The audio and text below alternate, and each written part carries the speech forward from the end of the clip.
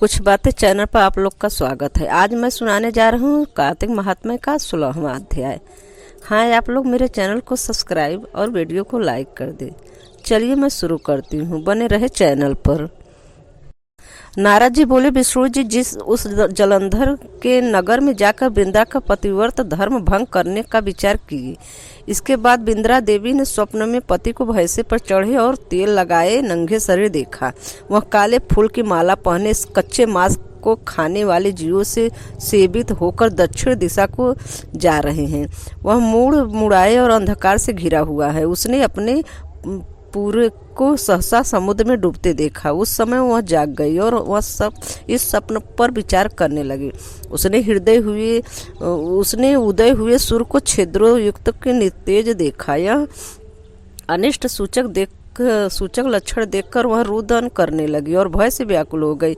उसे पूरा और अटारी आदि की भूमि में कहीं भी सुख नहीं मिला। तब वह दो सखियों को साथ लेकर नगर के समीप वाले बाग में आई और भयभीत बोला इधर उधर भ्रमण करने लगी, परंतु कहीं भी शांति नहीं मिली। तब वह एक बाग से दूसरे बाग में गई, परंतु सुख का मुख न देख सके। अंतर भ्रमण करती हुई बिंद्रा ने सिंह दृश्य मुख और दाढ़ तथा नेत्रों से भयंकर ऐसी डरावनी सूरत वाले दो राक्षस को देखा। उनको देखकर वह अति व्याकुल हो भागने में तत्पर हो गई। उस समय शांत रूप मौन धारण किए शिष्य समेत बैठे हुए एक तपस्वी को उसने देखा। तब उन राक्षसों के भय से उस तपस्वी के गले में बांह डालकर कहने लगी, हे मुनि, मैं तुम्हारे शरण में आई हूँ, मेरी रक्षा करो। तब मुनि ने राक्षसों द्वारा खदेड़ी गई उस बिंद्रा को व्याकुल देखकर उन दोनों भयानक राक्षसों को अपने हुंकार से भगा दिया। तत्परांत हुंकार मात्र से डर के भागे हुए उन राक्षसों को देखकर दंडवत प्रणाम करके बिंद्रा बोली, हे कृपानिधि, आपने इस घोर भय में मेरी रक्षा की है। अब मैं कुछ प्रार्थना करना चाहती हूँ, सो कृपा करके आप सुनाइए। हे प्रभु, मेरे पति जलंधर रुद्र के साथ युद्ध करने गए हैं, सो वह युद्ध में कैसे हैं? वह उत्तम व्रतधारी महाराज, कृपा करके उसका हाल मुझे बतलाइए। नारद जी बोले, मुनि उसके वचन सुन कृपा करके ऊपर को देखे। इतने में दो वानरों ने आकर उस मुनीश्वर को प्रणाम किया और आगे खड़े हो गए।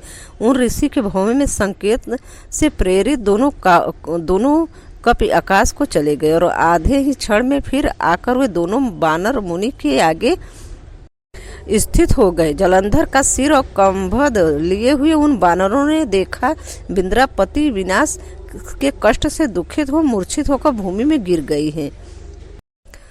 तब मुनि ने कमंडल का जल छिड़क कर उससे आश्वासित किया और वह चेतन हो गई।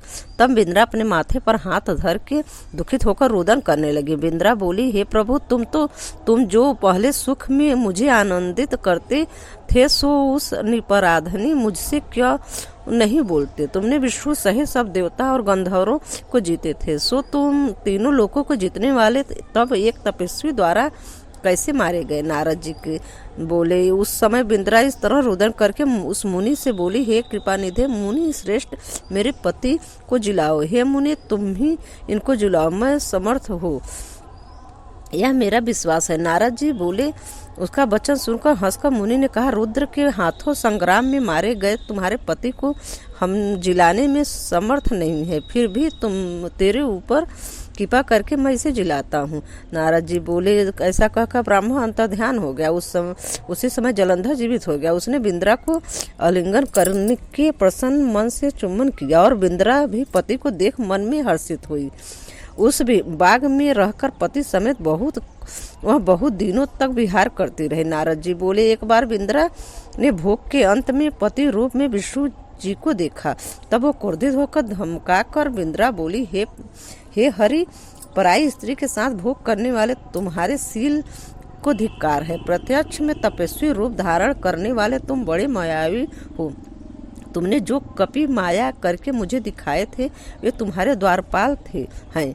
वे ही दोनों राक्षसों तुम्हारे ही होकर तुम्हारी स्त्री को हरेंगे और तुम स्त्री के दुख से दुखी हो वन में वानरों की सहायता चाहोगे। स्वर्गश्रेष्ठ होते हुए भी तुम मेरे मारे फिरोगे और यह तुम्हारा शिष्य मृग रूप होगा। ऐसा कहकर विष्णु के वर्ण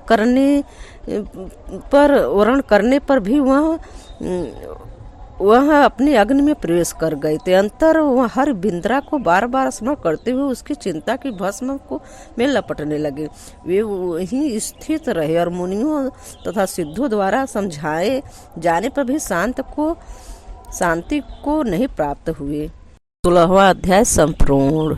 ओम नमो भगवते वासुदेवाय। हर हर महादेव। धन्यवाद।